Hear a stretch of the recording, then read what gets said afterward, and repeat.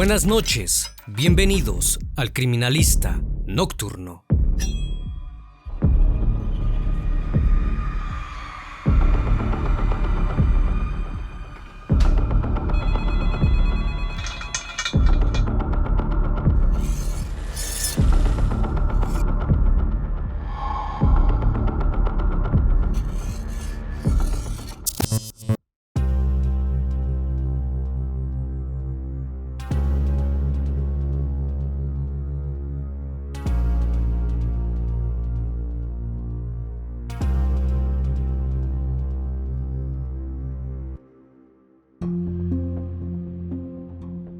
Era el 5 de julio de 2018, cuando todo el barrio de Manrique, ubicado en Medellín, Colombia, se encontraba buscando a una chica de 16 años que había desaparecido 7 días atrás. Su nombre era Melanie Stacy Amaya. Había dicho que iría a la fiesta de cumpleaños de su mejor amigo, pero jamás regresó a su hogar. Su madre imploraba a Dios que los policías la encontraran, aunque fuera sin vida. No podía soportar más la incertidumbre de no saber dónde estaba su hija. Como si de un milagro se tratase, ese día recibió un llamado. Le dieron una noticia, la ubicación de Melanie. Los agentes se trasladaron hacia una zona verde de la calle 104 con carrera 34, ubicada en el barrio Granizal, en la Comuna 1. Después de buscar entre las malezas durante un rato, el padrastro de la joven divisó algo detrás de una casa de invasión. Eran huellas muy grandes. Parecía ser que alguien había sido arrastrado por el suelo. Siguió la pista y vislumbró un sitio con una gran cantidad de moscas revoloteando a su alrededor. Intentó acercarse, pero un olor espantoso lo tomó por sorpresa. Sin embargo, decidió levantar las rocas para saber qué había debajo. Lo que vio le quitó la respiración. Una cabeza completamente desfigurada. Se trataba de Melanie. El Criminalista Nocturno. Melanie Stacy Amaya León nació el 22 de febrero de 2002 en el municipio de San Rafael, en el departamento de Antioquia, Colombia. Sus padres, William Amaya y María León, recibieron con mucha felicidad su nacimiento a pesar de ser muy jóvenes. Venían planeando tener una hija y finalmente se les había cumplido el deseo. Tiempo después, la familia se agrandó con la llegada de otra niña, Natalie. Las dos hermanas se llevaban muy bien, jugaban a todas horas. Desde su infancia, Melanie demostró tener una personalidad alegre y divertida. Su sonrisa era su principal característica. También era muy coqueta. Solía pedirle maquillaje a su madre para pintar a sus muñecas. A pesar de no carecer de muchos recursos, sus padres siempre se las ingeniaron para darle todo lo que necesitaba. Era una de las mejores alumnas de la escuela y sacaba excelentes calificaciones. Con el correr de los años, Melanie desarrolló un carácter muy fuerte. Era orgullosa. Siempre quería tener la razón en todo. No obstante, esto no impedía que tuviera una excelente relación con su madre. Siempre que se peleaban, volvían a arreglarse, se contaban todo y se apoyaban mutuamente. Cuando Melanie entró en la adolescencia, sus padres se separaron en buenos términos. Al poco tiempo, María conoció a Rubén Morales y formaron pareja. Un tiempo después decidieron mudarse juntos. Tanto Melanie como su hermana se fueron con ellos. Se asentaron en el barrio Manrique, en la ciudad de Medellín. La relación con su padrastro era excelente. Lo consideraban su segundo padre. Rubén, por su parte, respetaba mucho el vínculo de ellas con William. Siempre les recordaba que él estaba ahí para ayudar a criarlas, pero que no quería que dejaran de ver a su progenitor. Para cuando cumplió 16 años, Melanie ya era una joven muy bonita. Le gustaba mucho arreglarse y salir de fiesta. Tenía muchos amigos que la tenían en alta estima. Fue en esa misma época que descubrió su pasión, la música electrónica.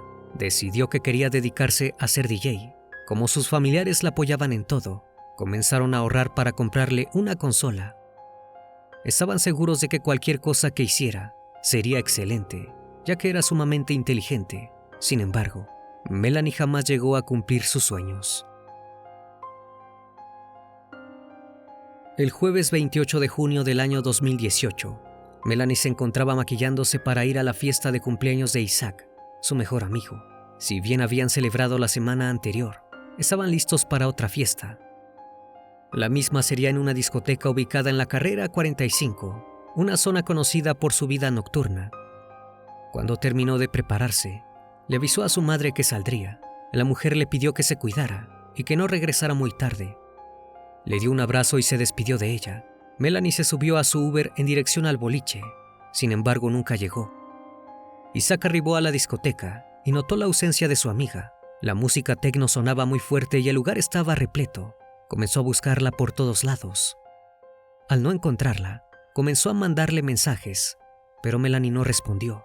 El joven pensó que quizás estaba con María Lodoño, su vecina y amiga más confidente. Isaac decidió esperar hasta el día siguiente y festejó su cumpleaños con normalidad. María se despertó a las 7 de la mañana y notó que su hija no había regresado. Su habitación estaba tal cual la había dejado la noche anterior, mientras se preparaba.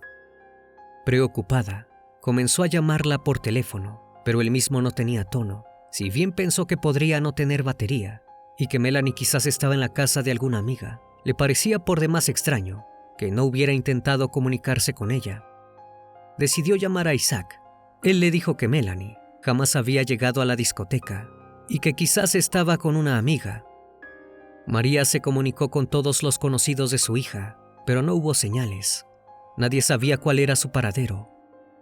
Finalmente pudo hablar con algunos amigos que le dijeron que Melanie sí había llegado a la puerta del boliche, pero que no entró. Pensaron que quizás se había ido a otra fiesta. Completamente desesperada, María llamó a su exesposo y le dio la terrible noticia. Él intentó calmarla, diciéndole que aún era muy temprano y que quizás estaba dormida en casa de alguien. Pero la tarde llegó y Melanie no apareció. Sus padres intentaron hacer la denuncia en la comisaría, pero como era feriado no se la tomaron. Les dijeron que debían esperar al lunes. Intentando mantener la compostura, sus padres pensaron que quizá se había ido a alguna finca, que seguro se encontraba celebrando el fin de semana largo. Probablemente no tenía señal en el celular y por eso no se había comunicado con ellos. Pero en el fondo, sabían que eso no era cierto. Presentían que algo malo estaba pasando. María, Rubén y William empezaron su propia búsqueda. Recorrieron todos los lugares donde creían que Melanie podía estar, desde las casas de sus conocidos, pasando por los parques, hasta las calles de los boliches que frecuentaba. Luego de una primera pasada, decidieron pegar carteles por toda la ciudad con una minuciosa descripción de la joven. En los mismos pusieron una fotografía que Melanie se había tomado la noche que desapareció. Se le podía ver con una blusa corta, jeans azul claro y zapatillas blancas. Debajo describieron sus características físicas. La joven era delgada, de estatura baja, cabello negro y ojos color café. Tenía varios tatuajes. En la zona del pecho llevaba una rosa, en el antebrazo una luna y en la espalda unas alas. Los dos más característicos eran un pez koi en la pierna derecha, que le tapaba una quemadura de moto, y uno debajo de su clavícula que decía Crazy Life. También indicaron que llevaba un piercing en el ombligo y que tenía una cicatriz de peritonitis en el abdomen. Si alguien la veía, sería muy fácil reconocerla. Mientras caminaban, les repartieron los panfletos a los transeúntes y a los policías que se encontraban en la calle. Querían dejar en claro que estaban completamente desesperados y que la búsqueda oficial debía empezar lo más pronto posible. La noticia corrió rápidamente y todas las redes sociales se inundaron de imágenes de Melanie. El fin de semana transcurrió de la peor manera. María no podía dormir, pasaba todo el tiempo pensando en su hija. Finalmente, llegó la madrugada del lunes. La mujer se dirigió hacia la comisaría para poner la denuncia por desaparición. La búsqueda fue catalogada como urgente, debido a que se trataba de una menor de edad. Los agentes indagaron en hospitales y morgues para ver si había ingresado alguien con el nombre de Melanie o con sus características físicas, pero no hallaron ni rastro de la joven. Los padres de Melanie se aferraban a la esperanza de encontrarla con vida. Sin embargo, los días se hacían cada vez más largos y su ausencia más preocupante, hasta que finalmente llegó la primera pista. Un testigo se acercó a la comisaría para dar una declaración. Dijo que la noche del 28 de junio había visto a Melanie en los alrededores de la cancha de fútbol El Pomar, cerca del barrio Manrique. Notó que la joven estaba sucia y golpeada, como si se hubiese caído. La acompañaba un joven que llevaba ropa holgada, una gorra y zapatos deportivos grandes. Durante todo el tiempo que estuvo en el recinto, no habló, se quedó en un rincón, parecía estar completamente ida. Si bien este testimonio aportó a la búsqueda, la situación seguía siendo complicada. La descripción del chico que estaba con Melanie era muy general. La mayoría de sus amigos se vestían así. No obstante, María pensó en una sola persona, Miguel Ángel Naranjo, el exnovio de su hija. El joven tenía 18 años y había terminado su relación con Melanie 3 meses atrás, en malos términos. María le pidió a su hija menor que se comunicara con él. El joven expresó no saber nada respecto al paradero de Melanie. Remarcó que llevaba semanas sin verla. Luego se mostró sumamente preocupado y dijo que se moriría si algo le pasaba, ya que aún le guardaba mucho cariño. Sin embargo, días después llegaron más testimonios que contradijeron los dichos de Miguel. Todos manifestaron haberlos visto juntos en una fiesta esa noche. También narraron que él estaba sumamente ebrio. Luego de esas declaraciones, la fiscalía comenzó a considerar a Miguel el principal sospechoso de la desaparición de la joven. Consiguieron una orden para allanar su casa, pero no encontraron ningún rastro de Melanie. Nuevamente, estaban donde empezaron, sin tener la más remota idea del paradero de la chica. El 5 de julio de ese mismo año, María se despertó completamente angustiada. No podía creer que su hija siguiese sin aparecer. Le rezó a Dios que la trajera viva o sin vida, ya que no aguantaba más la incertidumbre.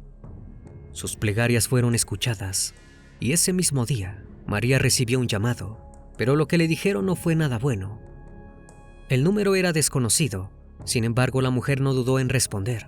Del otro lado de la línea, se podía escuchar una voz que le decía que dejara de buscar a su hija, porque ya se encontraba en otro mundo y enterrada en un monte llamado El Calvario. Sin dar lugar a más preguntas, esta persona le pidió a María que no revelara su identidad a la policía, ya que no había hablado antes por miedo.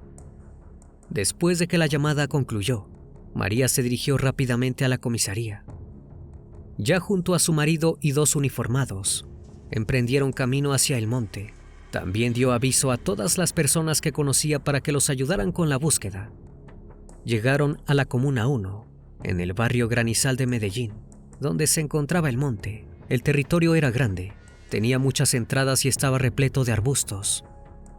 Para llegar al cerro, debían subir muchas escaleras empinadas y pasar por casas de invasión. Era sumamente peligroso. Decidieron separarse en varios grupos para recorrer más rápido el lugar. Rubén fue hacia una zona llena de matorrales, detrás de una de las viviendas.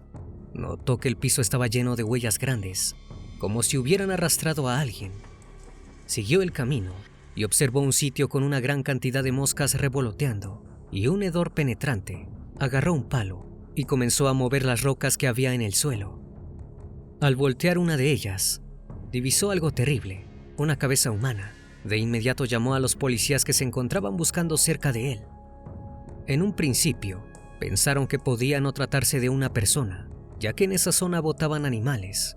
Continuaron sacando las piedras y distinguieron sangre.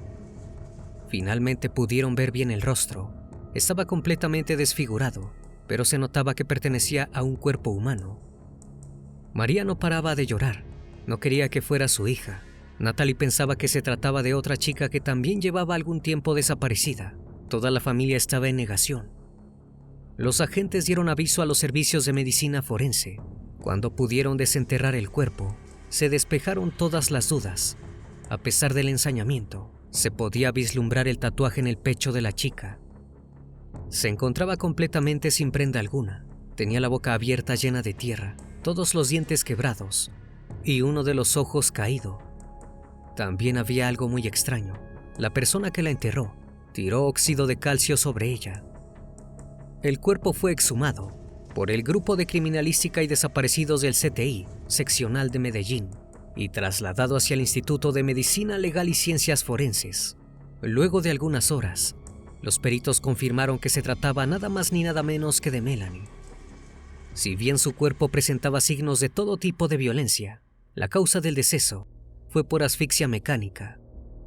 Debido a que se encontraba en avanzado estado de descomposición, no se pudo determinar si la joven había sufrido un abuso. Lo único de lo que podían dar fe es que había sido sumamente maltratada. Sus familiares estaban desconsolados. Ya no había esperanza de encontrarla con vida, pero sí podían hallar a la terrible persona que había llevado a cabo el siniestro crimen. Los medios de comunicación publicaron la noticia del hallazgo, y los ojos de todos los televidentes se posaron en Rubén. Creían que el hecho de que hubiera encontrado el cuerpo mientras estaba solo lo volvía un posible sospechoso. Sin embargo, la comunidad de Manrique tenía otras opiniones. Sabían que Melanie no tenía enemigos, pero sí se les ocurría quién podía querer hacerle daño. Todos estaban al tanto de que su relación con Miguel no había terminado bien y de que él era un joven bastante violento. Mientras tanto, el chico seguía enviando mensajes a los familiares de Melanie, diciendo que estaba muy angustiado por la pérdida de la joven y que había hecho todo lo posible por encontrarla.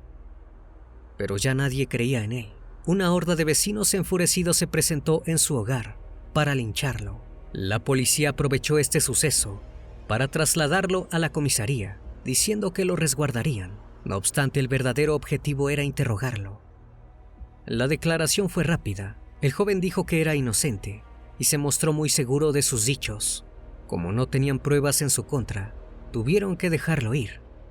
Casi al mismo tiempo, Rubén fue desvinculado del caso. No había ninguna evidencia que sugiriera que tenía algo que ver con el asesinato de su hijastra. Aún con Miguel como el principal sospechoso, los investigadores comenzaron a indagar en la relación que había tenido con Melanie. Según fuentes cercanas a la joven, la pareja se conoció en el año 2016, cuando ella tenía 14 años y él 17. Melanie organizó una fiesta junto a sus mejores amigas y contrataron a un DJ, que era justamente Miguel. Ella quedó encantada con él. Esa misma semana comenzaron a salir y tiempo después se hicieron novios. Iban juntos a todos lados, incluso a las salidas con amigos. A todos les caía bien Miguel. Notaban que era amoroso con Melanie y que la quería mucho. Con el pasar de los meses, el joven empezó a pasar cada vez más tiempo en la casa de ella. Se convirtió en un integrante más de la familia. María sabía que Miguel tenía problemas con su madre. El joven le había dicho que lo golpeaba a menudo y que a veces lo dejaba pasar hambre. Tanto cariño le tenían los familiares de Melanie que decidieron acogerlo en su hogar como si fuera un hijo más. En los primeros meses de convivencia, todo fue color de rosas. Estaban más unidos que nunca, pero con el pasar del tiempo, la relación entre los dos adolescentes empezó a desmoronarse. Discutían a todas horas. A Miguel le molestaba de sobremanera que Melanie le gustase arreglarse o vestirse de manera coqueta. Ella estaba tan afectada que decidió dejar la escuela y empezó a hacer algo que jamás había hecho: consumir sustancias. María no tardó en darse cuenta de esto y confrontó a su hija. Ella le dijo que solo lo había hecho pocas veces y siempre en compañía de Miguel. Así fue como el joven perdió toda la confianza y respeto de la familia, y a partir de entonces, la situación no hizo más que empeorar. Las peleas se tornaron violentas y pasaron al plano físico. Miguel golpeaba a Melanie constantemente y le dejaba marcas en el cuello y brazos. Un día le propinó una paliza tan fuerte que manchó todo el cuarto de sangre. María intentó ayudar a su hija, pero Melanie le pidió que no se metiera en su relación. Imploró que los dejara continuar viviendo juntos. Sus amigos también estaban preocupados. Notaron cómo su llama se iba apagando. La veían llorar todos los días. Le aconsejaron que se separara. Luego de 2 años de idas y vueltas, el 23 de mayo del 2018, los jóvenes tuvieron su última riña, la cual fue sumamente violenta. Melanie decidió dejar a Miguel de manera definitiva y lo echó de su casa. Pero el joven no aceptó esto.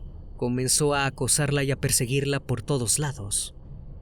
Rubén decidió ir a la fiscalía para denunciar que su hijastra corría peligro y pedir una orden de alejamiento. Tristemente, esta medida jamás se llevó a cabo. Durante los meses siguientes, Miguel siguió buscando a Melanie. Le juraba que si le daba otra oportunidad, haría las cosas de manera diferente. Ella, sin embargo, nunca accedió. Y así, sin recibir ningún tipo de ayuda de la policía, la joven intentó continuar con su vida normalmente, hasta que el 28 de junio ocurrió el terrible hecho. Después de conseguir todos los testimonios posibles sobre la relación de los jóvenes, los agentes indagaron en el historial criminal de Miguel. Descubrieron que a pesar de su corta edad, el chico ya tenía denuncias por maltrato intrafamiliar. Los registros indicaban que había golpeado a su madre y a sus hermanos. También consiguieron la denuncia que Rubén había efectuado meses atrás y el testimonio de un conocido de Melanie. Este joven declaró que Miguel le había dicho que si se enteraba de que ella andaba con otra persona, la asesinaría, pero eso no fue lo más impactante. La persona que había telefoneado a María decidió revelar su identidad. Se trataba de un familiar del chico que vivía con él en la residencia ubicada en el barrio Granizal, muy cerca de donde se había hallado el cuerpo de Melanie. Relató que la madrugada del 29 de junio lo vio llegar al domicilio alrededor de las 12 de la noche. Llevaba consigo una pala y tenía los zapatos llenos de barro. Minutos después, el joven prendió una fogata y se dispuso a quemar prendas de ropa y maquillaje. Acto seguido, se dio una larga ducha. Con todas las pruebas recabadas, el 10 de julio de ese mismo año, los agentes obtuvieron una orden de captura contra Miguel. El joven se presentó voluntariamente a la sede Caribe de la Fiscalía, ubicada en la capital antioqueña. Fue acusado por el delito de feminicidio agravado, no aceptó los cargos y se declaró inocente, con una extraña sonrisa en el rostro. Luego de 6 meses de retrasar el proceso judicial, Miguel decidió llevar a cabo un preacuerdo. Aceptaría los cargos, que lo señalaban como el autor del crimen, a cambio de conseguir una reducción en su sentencia. Una vez que los jueces accedieron, se dispuso a contar cómo fueron las últimas horas de vida de la joven. El 28 de junio de 2018, Miguel vio a Melanie frente a la discoteca donde se celebraría el cumpleaños de Isaac. Se acercó a conversar con ella, pero rápidamente notó que estaba intercambiando mensajes con otro chico. Esto despertó unos celos incontrolables en él. No podía creer que ella ya tuviera otro pretendiente. Comenzaron una acalorada discusión, la cual se tornó violenta. La golpeó fuertemente y la tiró al suelo. Horas después, fueron a la cancha de fútbol, donde la disputa siguió. En algún punto él la tomó por el cuello y la asfixió hasta quitarle la vida.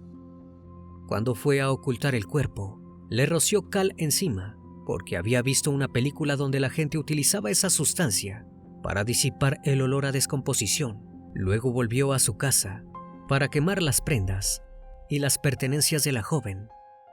Al terminar su declaración, Miguel se excusó diciendo que había actuado bajo el efecto de las drogas. El relato fue bastante impreciso.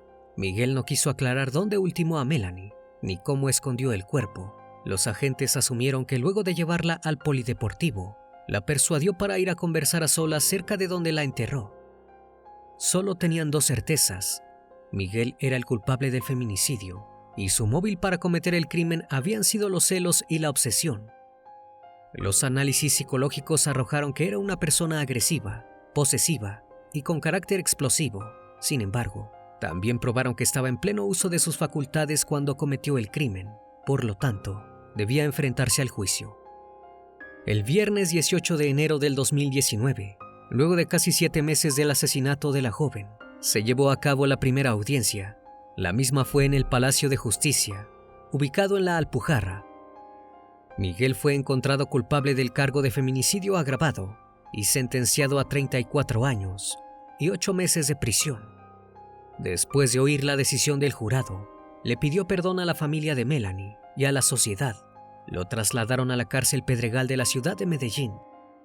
Si bien la familia quedó conforme, todos dijeron que no lo perdonarían jamás. Luego del juicio, se unieron más que nunca. El padre biológico de la joven agradeció en su cuenta de Facebook el apoyo que le habían brindado durante el proceso. Dijo que aunque la sentencia no le devolvería a su hija, al menos es un ejemplo de que este tipo de casos no siempre quedan impunes. Aprovechó para utilizar el hashtag #NiUnaMenos. Sin embargo, hay una realidad. Las autoridades habían sido alertadas sobre lo peligroso que era Miguel. Si hubieran seguido adelante con la orden de restricción, probablemente Melanie seguiría con vida. Una vez más, estimado público, agradezco su compañía. Gracias por brindar un espacio de su tiempo para conocer un caso más de este canal. Si aún no estás suscrito, te hago la cordial invitación a que lo hagas y formes parte de esta gran comunidad. Esto es El Criminalista Nocturno. Hasta la próxima emisión. Buenas noches.